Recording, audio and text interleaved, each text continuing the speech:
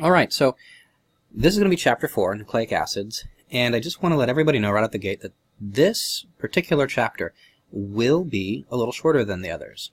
We're going to put more emphasis this semester on the structure of proteins, the function of proteins, enzymes, kinetics, as well as carbohydrates and lipids, and de-emphasize nucleic acids a little bit. And the reason for that is because our other upper division offerings really spend a lot of time on the transmission of genetic information. Everyone, or nearly everyone in this class, has had genetics, or molecular biology, or both. And most of the content in here shouldn't be new. So this will, to a large extent, be review. You'll notice that I'm going to emphasize the structure of nucleic acids and how they're complementary, and how the nucleotides work with each other to form the structures of DNA. But I'm not going to spend a lot of time, or really any time, on the actual transmission of genetic information, because I feel that nearly everybody here has that already, and I don't want to waste anybody's time. So for this class, go ahead and focus on the first part of the chapter, the part that I'm addressing in the lecture, and I'm not going to assess you outside of the breadth of content that we do in this lecture. So just, to clarify any concerns anyone may have. So moving right in. So there are two types of nucleic acids. We have RNA and DNA. Let me grab my pens here. So RNA and DNA. And RNA is ribonucleic acid.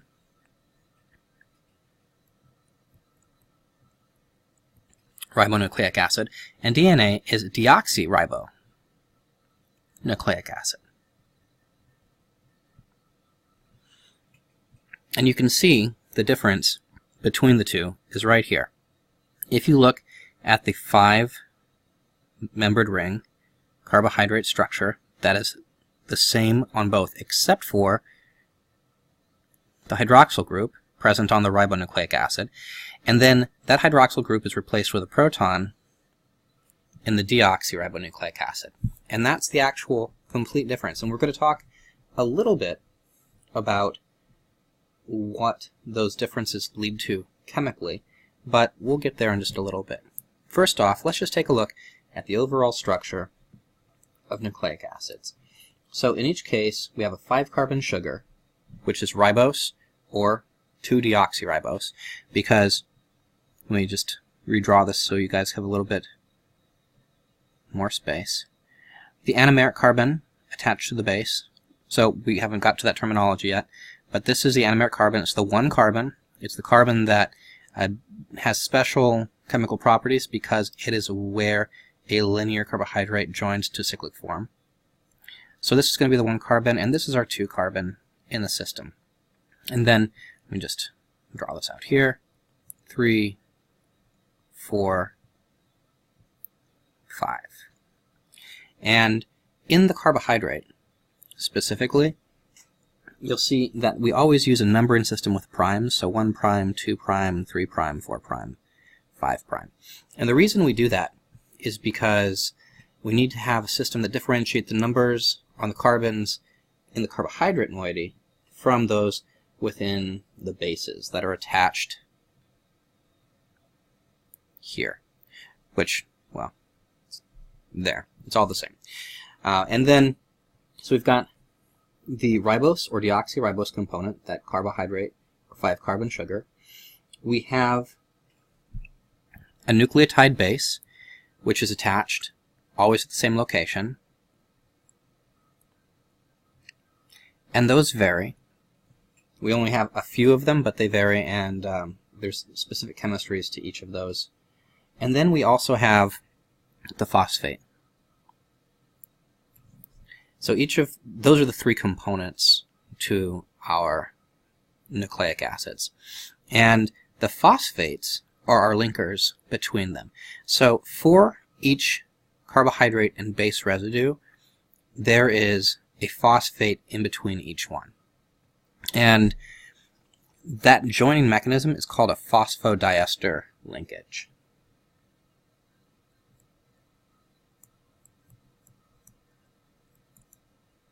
And since you've all had organic chemistry, the rationale behind that name should be pretty easy. We have two different esters.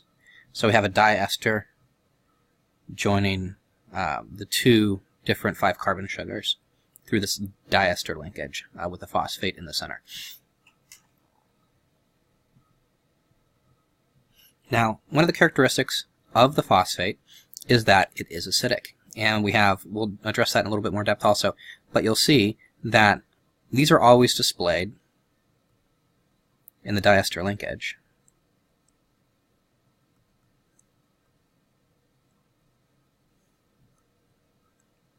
With a negative charge. And the reason is because at physiological pHs, the pK is around 1. So at physiological pHs, this is 99.99, etc. % deprotonated, and this charged form, or conjugate base form, is the one that's predominantly, overwhelmingly present in biological systems. So it's always drawn in the absence of the proton in biochemistry texts. Now, moving on. These structures are heteropolymers, meaning we have repeating units, but there's variation in the subunits based on the actual nucleotide bases which modify the sugars. And we have two different subcategories of bases. We have the purines. Oh, gotta re-grab. Sorry. By the end of the semester, I'll have this figured out. We have the purines and the pyrimidines. And you can see structurally, the purines are more complex. They have two different ring structures, a 6-membered ring and a 5-membered ring, whereas in the pyrimidines, we have a single 6-membered ring.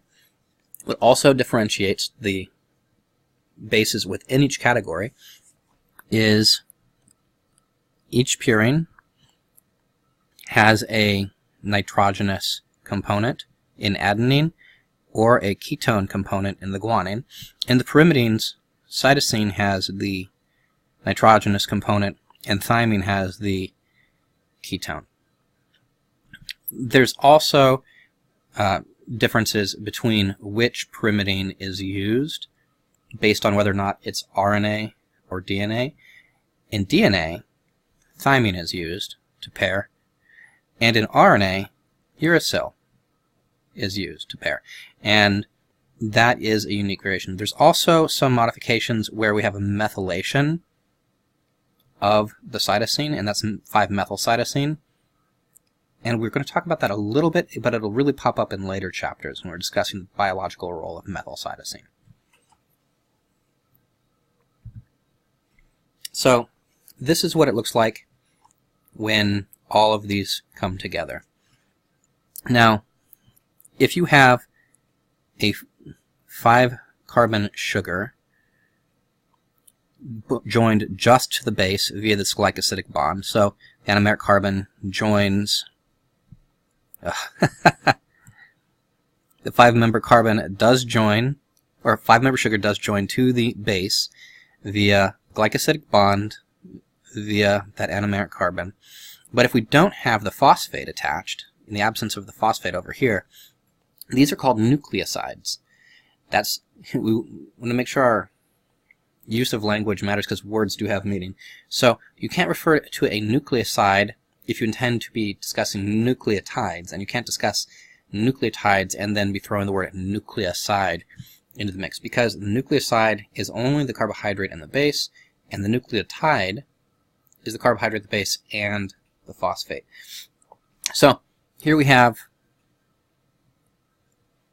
adenosine, guanosine, cytidine, and uridine. And some of you have already, actually, most of you have already seen a lot of these variations, but for nucleotides themselves, we have modifications of that at the 5' carbon. Wait, 1, 2, 3, 4, 5' carbon right here. And so this is adenosine 5 monophosphate. And that should sound awfully familiar because we just spent a lot of time talking about an analog to this, ATP, in the previous chapter. And all this is is the monophosphate version of ATP. Everything else about it's the same.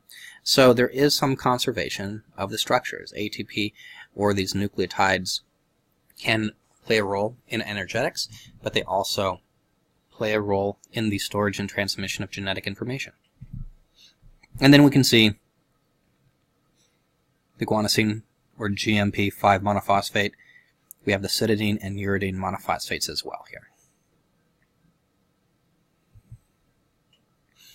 Now, to make it a little more complex, and there will be scenarios in which we have to pay attention to this, there are tautomeric variations of the bases. So even though we primarily see things in amino forms or in keto forms, you can get tautomerization where you get the proton shift, and you can see ratios of amino to imino forms and keto to eno forms. Just be aware of these. You don't have to spend too much time focusing on it, but it should be on your radar that this is an effect that does take place.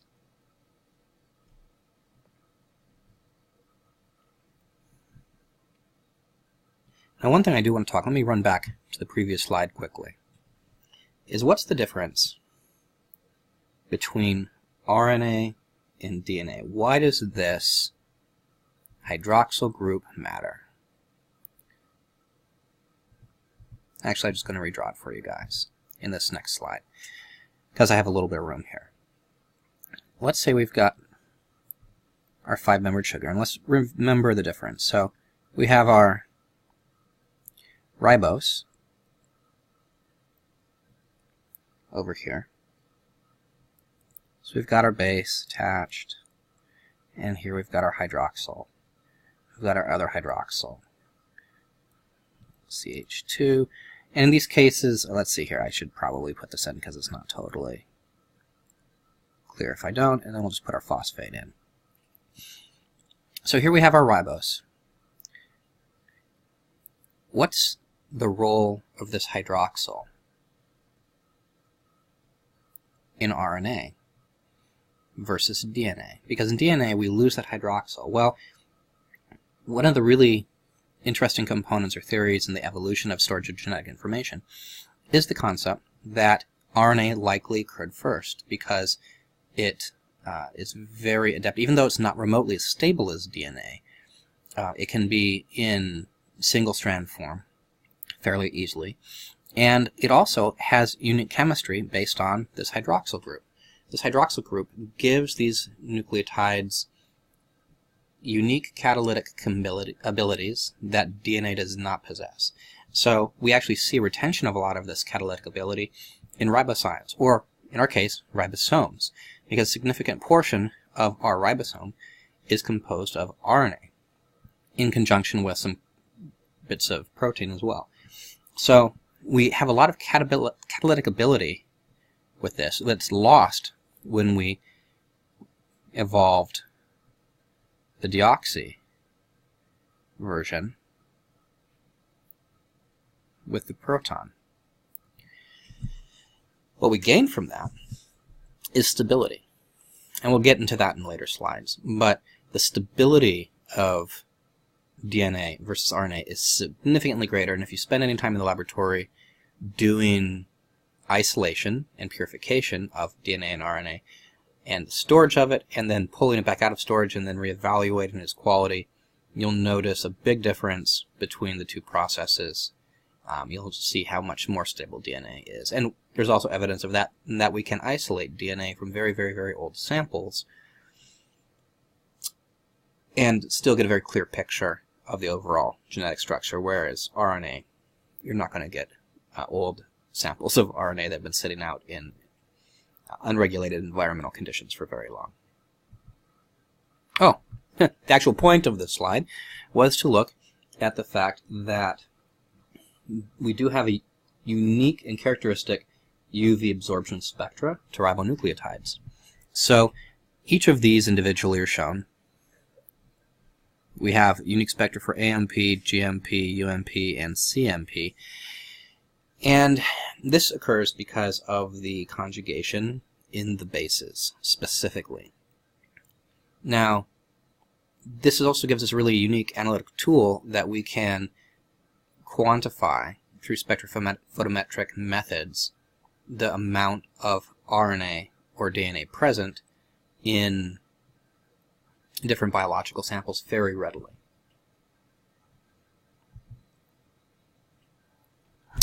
Ionization, good. So, I did mention already that we do have fairly acidic first ionization for the phosphate. And that's what we're looking at in this primary ionization here. Is you can see that the first proton does come off, forming two charged species at a fairly low pH, or a pKa. So there's a little bit of variability between species because they're not all the same. So the base and the carbohydrate combination does affect the pKa slightly, but all four of these are very acidic first ionizations, ranging from 0.7 to 1.0, meaning at a pH of 1, UMP is 50-50 ionized deionized. At a pH of 3, it's 99% ionized. At a pH of 4, it's 99.9, 5, 99.996, 999, and pH of 7, close to biological pH. Well, I've already lost track of how many nines. So, very acidic.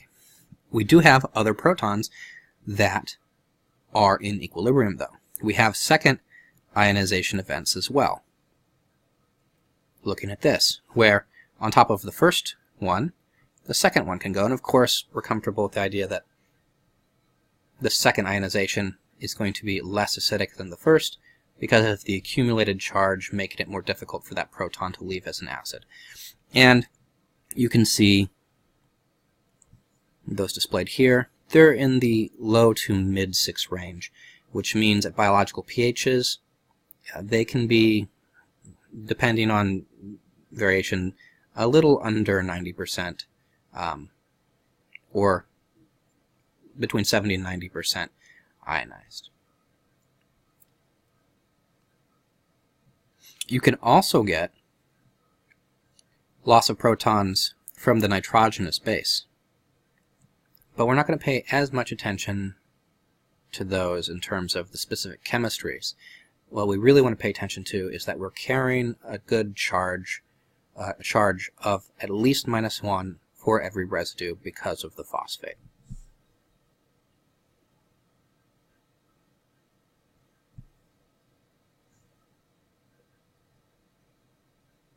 Now, if we were to want to isolate all these nucleotides by doing a digest, breaking all of the phosphate ester linkages, and then run it on a gel, we could do that, specifically using ion exchange chromatography because we have these unique acid-base characteristics. But a lot of those techniques are actually on the older side, and we use a lot more advanced methods of quantifying ratios of nucleotides than the techniques that the book often references. These books refer to a lot of the older techniques that were relevant 10, 15 years ago, but in terms of nucleic acid quantification and sequencing and synthesis, we have better tools now. But since I referenced it, let's talk about the hydrolysis of RNA just quickly. Most importantly, you can easily hydrolyze RNA by putting them in basic solutions. So that's why we call it alkaline hydrolysis. And that's all you're seeing here, is in the presence of,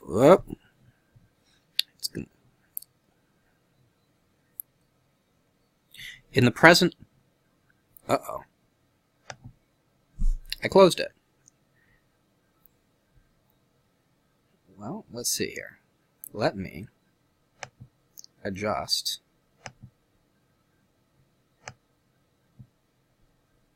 this screen.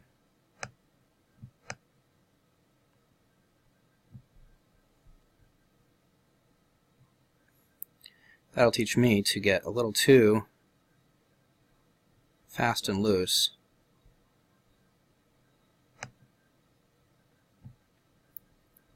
with this technology.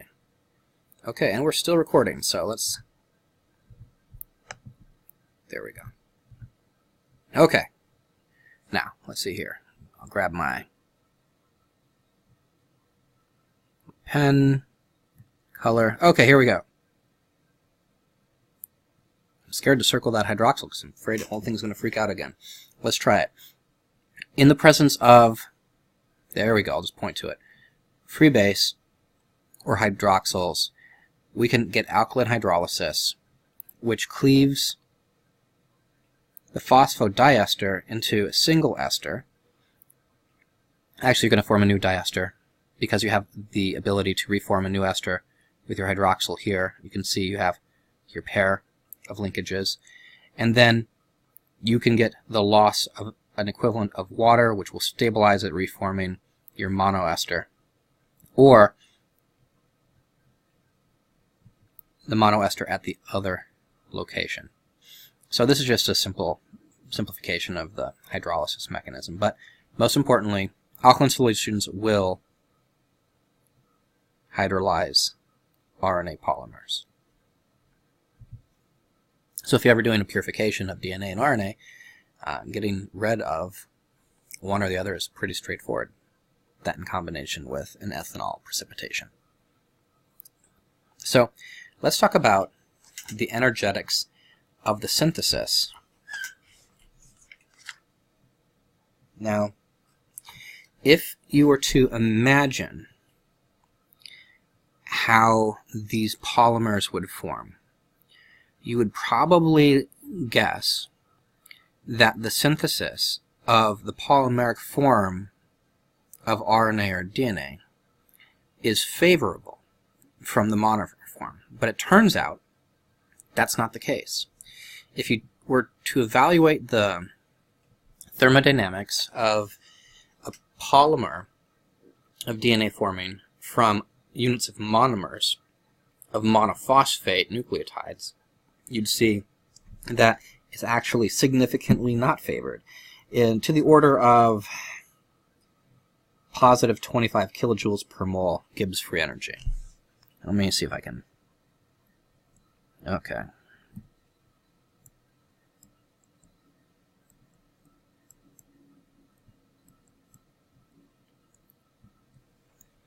That is not an energetic barrier that we would want to overcome from a synthetic point of view, even coupling to other reactions. So we get over this two different ways. Instead of using the monophosphate form, we actually use the triphosphate form. And when you use the triphosphate, it's still not entirely favorable. Let's see here.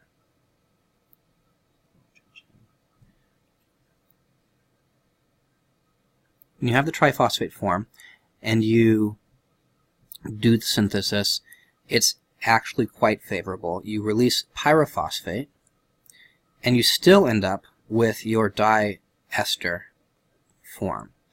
And because we're using the nucleoside triphosphates, there I am messing it up, and making our polymers from that and releasing pyrophosphate in water, we're actually ending up on the other end of the spectrum of favorability with about minus 25 kilojoules per mole.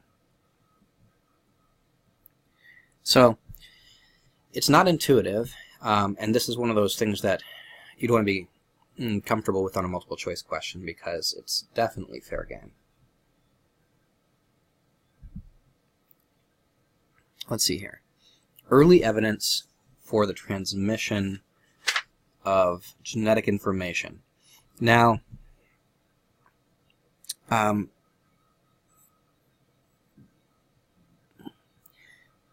was a lot of debate over the role of DNA after it was originally isolated. There was chemical properties established, but it took some convincing that DNA was actually involved in the transmission of genetic information. And this particular study was a really elegant way to demonstrate that, because what this diagram is really leading to is showing that non-pathogenic organisms could be made pathogenic via the transfer of DNA from a pathogenic strain into a non-pathogenic strain. And then that pathogenic quality would then be passed on. So not only could you put a characteristic present in one strain into another via the transmission of the DNA, but then that particular quality could be retained as it multiplied, showing that the DNA was being passed along. So you had a combination of transmission and origin to this data. Now, this is one of my favorite. It's nice that the books are finally catching up. The actual structure of DNA also was a really challenging thing to determine. And it wasn't just because we needed X-ray crystallographic data, or X-ray data, because it wasn't crystallographic, to get some of the cues. DNA doesn't crystallize, and most basic crystal structures require a crystal, so you have a uniform system that can be probed by the X-ray technique. So what ended up happening is they actually stretched, Rosalind Franklin actually stretched the fibers of the DNA, so she got a high degree of uniformity within the stretched structures. Because DNA doesn't sit in a linear structure. It's got a lot of coiling and twisting and recoiling. So she stretched it out and was able to obtain crystallographic data, which gave her specific bits of information that, when combined with other chemical observations, led to the discovery of the helical structure to DNA as its secondary structure. And some of the characteristics that are worth repeating here is, from this data we were able to determine, well, she was able, I wasn't involved in this, obviously, the pitch, which is the distance vertically with how much it rises for full rotation, the number of residues associated in a repeat, so how many residues does it take to complete a full turn, and the rise per step per residue. So for each residue, how far up does it run? Kind of thinking about, maybe as an analogy, helical staircase. So how far up do you travel with each step being an actual residue.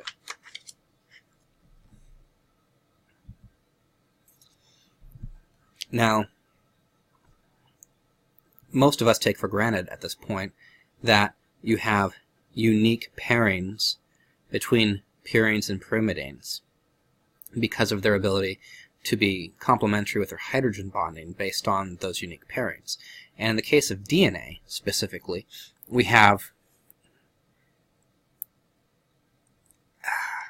that again, A pairing with T, and we have G pairing with C. And you can see how neatly the distances for these pairings align to 3 significant figures of nanometers between the C1 carbons and their orientations, which is really extraordinary. And you can see this lovely complementary hydrogen bonding between these 2 residues and these 3 residues, which give them an enormous amount of rigidity 3-dimensionally in this helical structure, because this ends up being an enormous amount of hydrogen bonding between the residues. Now, we take it for granted now, but the discovery that you had equal mole percents of A to T and G to C was really important in showing that you had complementary strands that could be reproduced, because it wasn't random. So if you were to separate the 2 components, it provided insight that perhaps that was a mechanism by which organisms replicated DNA and transmitted genetic information. So let's take a look quickly at the helical stacking. This is a really lovely figure. And we've already talked about it a little bit, but it involves some of the important components of it in a little bit more detail. So we end up having 36 degrees angles between base pairs, meaning there's about 10 base pairs for full turn, or 360 degree turn. So for each base pairing, it moves along about 1/10 of a full rotation. And we also see a rise of about 0.34 angstroms for each residue in the helical turn. And as a result of this particular structure, we have two grooves. And I think I mentioned in one of our earlier lectures about surface chemistry. If not, it's going to become a very important point when we get into proteins. Surface chemistry involves, there's an enormous amount of biological molecule which is buried in the structure that provides the rigid or semi-rigid lattice that facilitates the surface chemistries and gives us a mechanism to control surface chemistries. But we really need to access the surface specifically to get those chemistries. And in DNA, we have two grooves which are accessible. We have a major groove and we have a minor groove. And these are accessible by different enzyme systems, which give us, like I said, unique chemistries. So the joining of everything is where we spend a lot of our time focusing, but the surface is where we have to access everything if we're talking about interaction of an enzyme with a substrate or DNA with a ribosome, etc.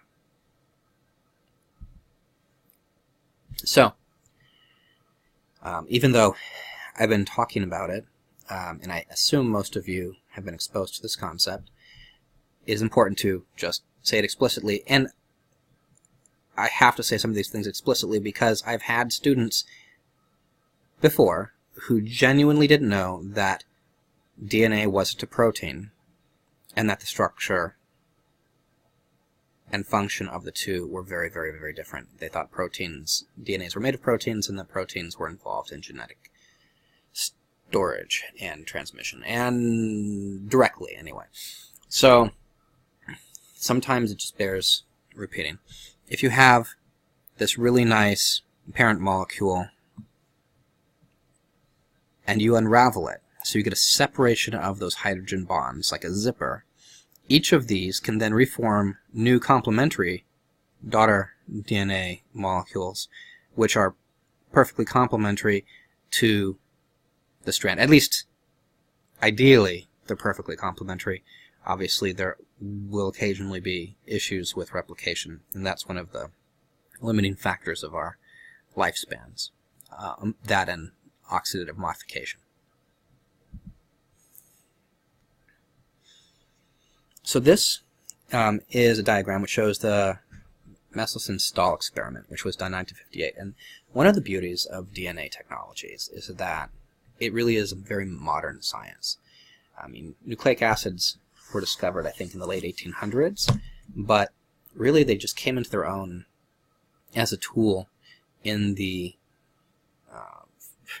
60s and then 70s, and in the mid-90s, when I was doing my undergraduate, the technologies for utilizing DNA and modifying it just started to explode. And what we have available to us now is really extraordinary. So this is one of the classic techniques which showed that DNA did actually involve this process of being split apart into two independent strands, and then complementary strands formed to it. And what they did is they used heavy isotopes. So it's a little hard to see here, so I'll just circle them. They made nucleotides by having them that were enriched with heavy nitrogen, by putting heavy nitrogen containing compounds in the growth media.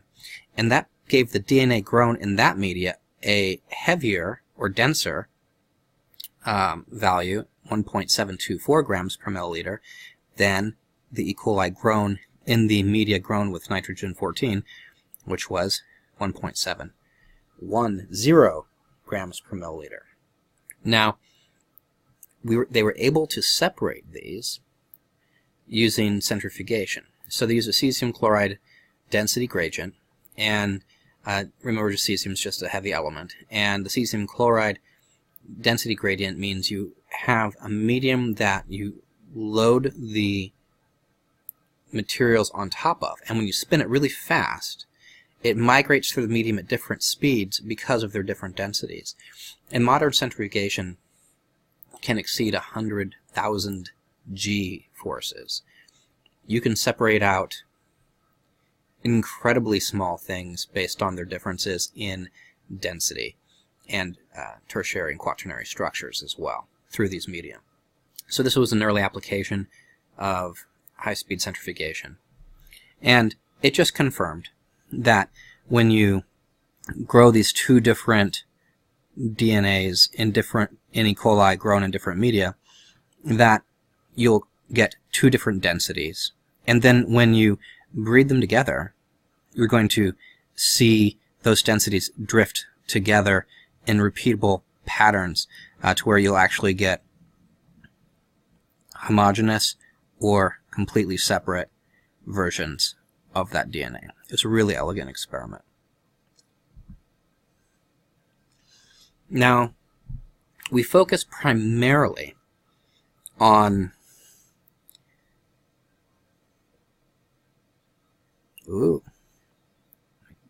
not close it again. One helical form of DNA. But there are actually two different possible forms of the DNA double helix. You have an A form, which is preferred in low humidity conditions, and you have a B form, which is in high humidity conditions. And what we typically see in cells, because cells are full of water, is overwhelmingly the B form. So this is what we're really used to seeing. We're used to seeing that nice minor groove and that really nice major groove. Now, we still have minor and major grooves in the A form, but you see the dimensions are different, the separation of the minor and major grooves are different, and you actually, instead of having this nearly parallel, or I guess, what's the word? These flat orientations to your base pairing, you have a much more twisted base pairing in the A form.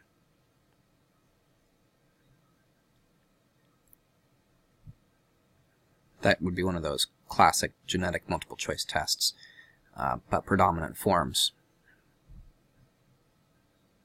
Oh, there we go.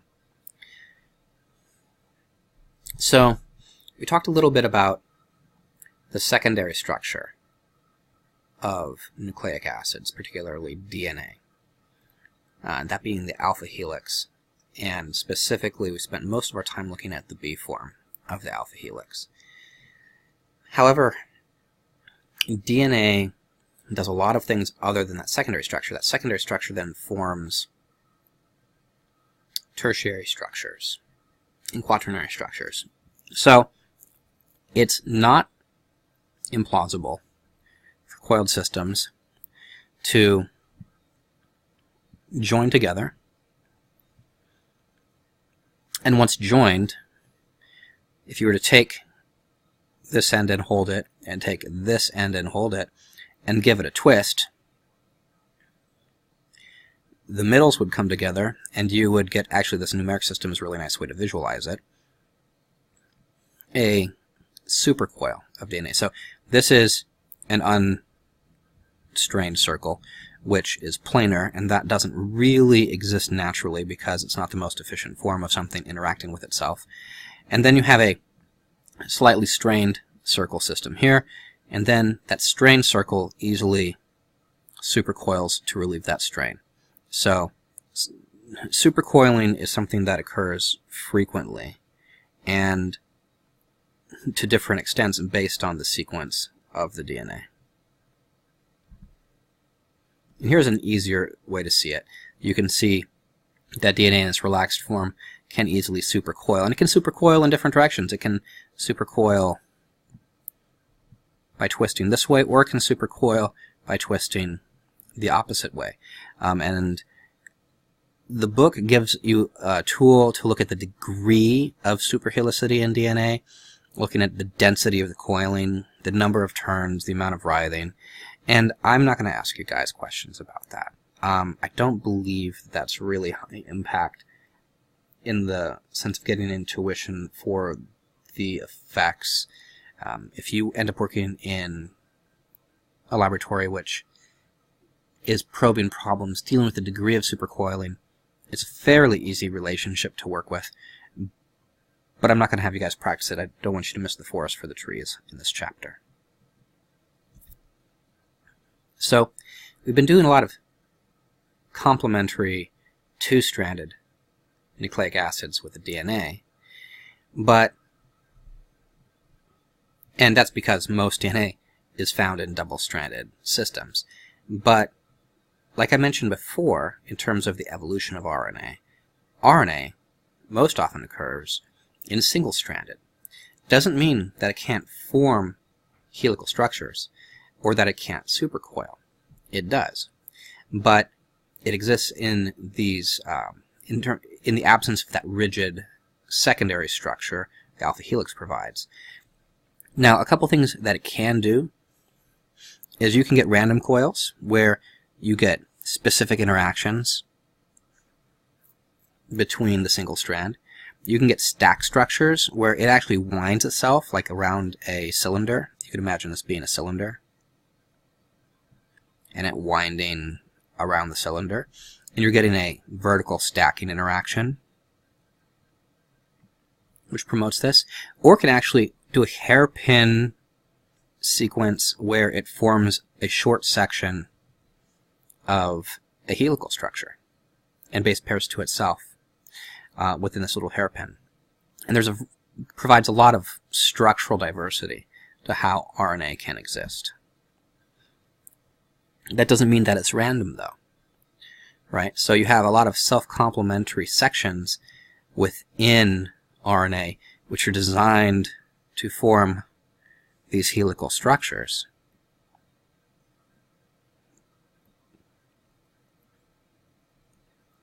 And this strategically exposes the non-complementary structures.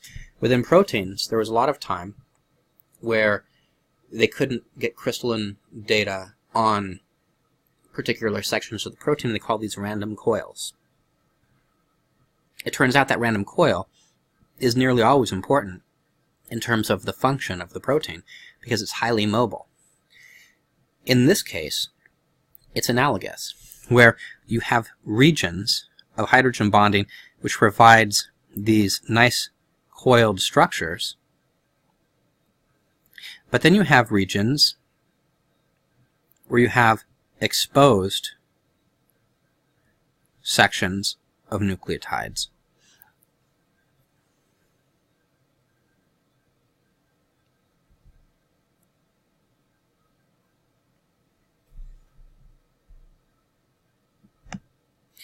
So in the last couple of slides, I'm going to finish with talking about denaturation a little bit because it's an important tool. But the next 3 slides are really about just making you guys aware of some of the much less commonly occurring tertiary structures and secondary structures that we see within, well, I guess secondary is the most appropriate, secondary structures that we see DNA or nucleotides form. And this one that we're looking at right here is zDNA, Z for zigzag, and it's a left-handed structure for DNA. It is rotating the opposite direction from the coiling system that we see in the A, B, or even random coiling that we get in DNA. And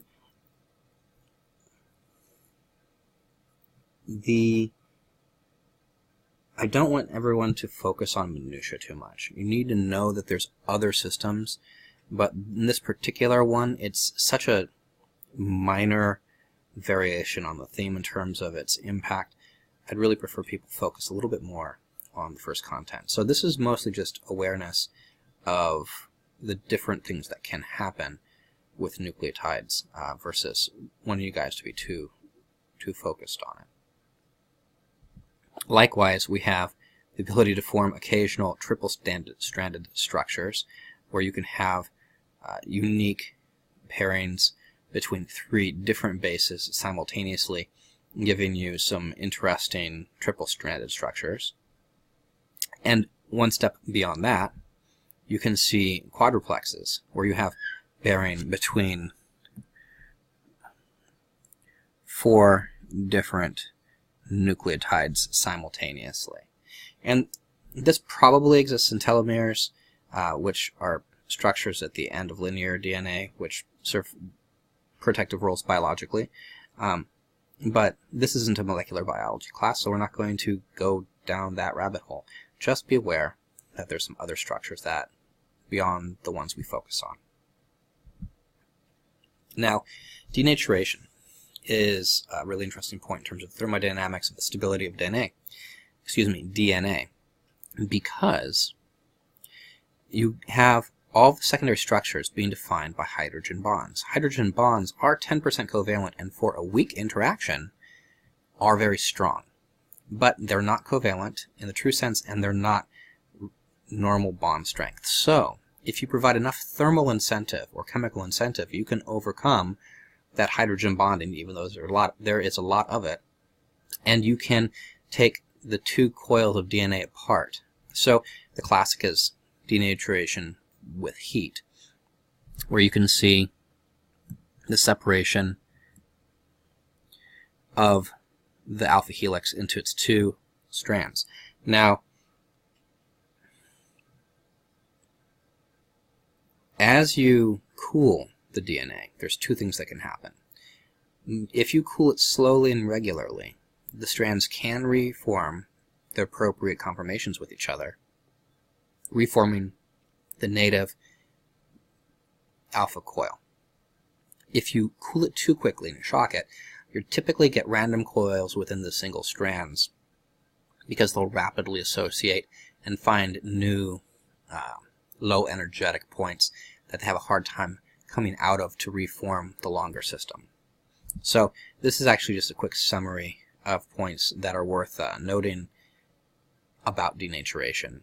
You can promote the denaturation not only through heat, but through electrostatic repulsion, which could be disrupts the phosphate charges between the chains. So if you bring some sodium or potassium or magnesium or other high-strength ions to the party, cations specifically, it can disrupt the charge relationship within the chain, and that can cause denaturation. You can also do it with base or alkali solutions, and then classically you can also do it with heat. And the rest of this is discussing a little bit about rates of cooling affecting how well the systems can reform, or if it drops into single-stranded random coils if you cool it too quickly. And that is really this chapter in a nutshell. Like I said, this is going to be a short one, and that's okay. It's going to be a little less for you guys to be evaluated on. Next week is going to be a quote review week. I'm going to scan some practice problem sets so you guys can test your knowledge a little bit and post those up for everyone. And I also want to give everyone a little bit of a hint on how to approach studying. There's going to be a multiple choice component, which is going to pull problems that are some of the classics that you guys would see in like an MCAT or DAT type scenario. But I also am going to have a short answer section to the test. And I'm not going to provide a lot of guidance on those questions, because what I want you guys to do as a study mechanism is approach this from my perspective. If, based on these chapters, you had an hour and 15 minutes to evaluate someone's knowledge, what kind of questions would you ask to get an assessment of where they were at in terms of the most high impact components of these 3 chapters. If you were writing these questions, what would your questions be? And I suspect if you really evaluate it from that perspective and take into account that there's a time component to this, so you have a bang for your buck in terms of assessing things, very, very commonly we come to the same conclusions. So I think that's a really important exercise in terms of prioritizing information in your own heads and categorizing it and triaging it and allocating your time to the concepts based on that set of priorities. Obviously, if you identify a major problem in your knowledge base with the multiple choice test, you'll probably want to revisit some of those things again, and maybe jump back into the book and get a little bit more clarification on those, or rewatch a section of a video. I also intend to, next week, have a follow-up on the questions I posted concerning the consumption on aspirin, the overdose on aspirin, and kind of walk everyone through the rationale and some of the possible answers and outcomes from that, and also talk a little bit about how it affects respiration. And that content may make it onto the exam. It might, depending on if there's room. I can't guarantee it, but it's fair game as well. So I'll be posting those questions and other study aids next week. And if you guys have questions for me, what I can do is try to compile them into a video so everyone can benefit from everyone hearing the questions and the answers to those questions. But I suspect you guys are all academic pros, and you probably got these first 3 chapters under pretty darn good control. So if you need to get in contact with me, just go ahead and give me an email, and we'll go from there. I'll see some of you around and be in contact shortly.